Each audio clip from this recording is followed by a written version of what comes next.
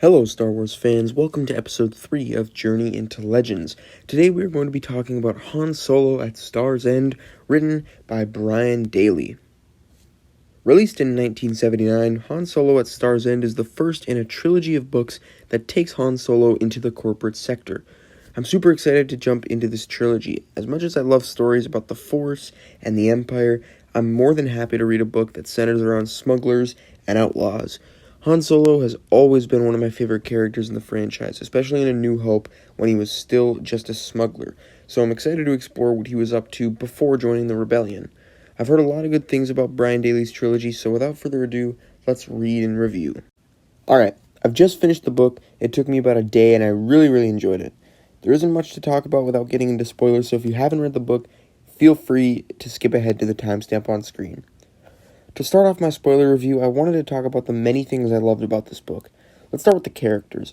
Brian Daley absolutely nailed the character of Han Solo on every level. He was charismatic, snarky, and best of all, he wasn't the hero he was in the original trilogy. Going into this book, I was worried Daley would take the easy route and make Han a straightforward good guy, but no. Han is a full-on anti-hero.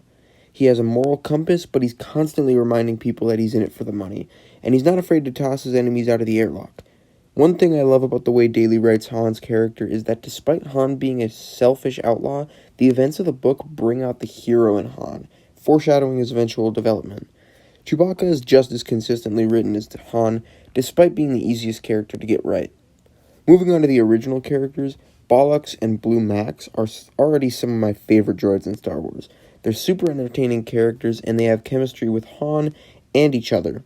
Characters like Reckon, Jessa, and Ep.3, I think that's how you say her name, aren't the greatest characters ever, but they each impact Han in different ways, and they're all important to the plot. Speaking of the plot, let's talk about it. The plot of this book is simple but very entertaining. Unlike Splinter of the Mind's Eye, where the plots are kind of contrived, the plot lines in this book are dependent on the actions of the characters. Whether it's a game of information or knowledge, or a certain character getting captured, it feels way more natural compared to your average MacGuffin plotline. The final thing I wanted to talk about before going into my negatives was the way Daley expanded the universe of Star Wars. This book introduces so many elements of the Star Wars universe, such as the corporate sector, Z-95 headhunters, navicomputers, and many more. I could go on and on about what I loved about this book, but there were some things that I wasn't so fond of, and these are all personal preference. First, like I said, I really liked the plot of this book, but to me the entire sequence at the Star's End prison facility was quite boring.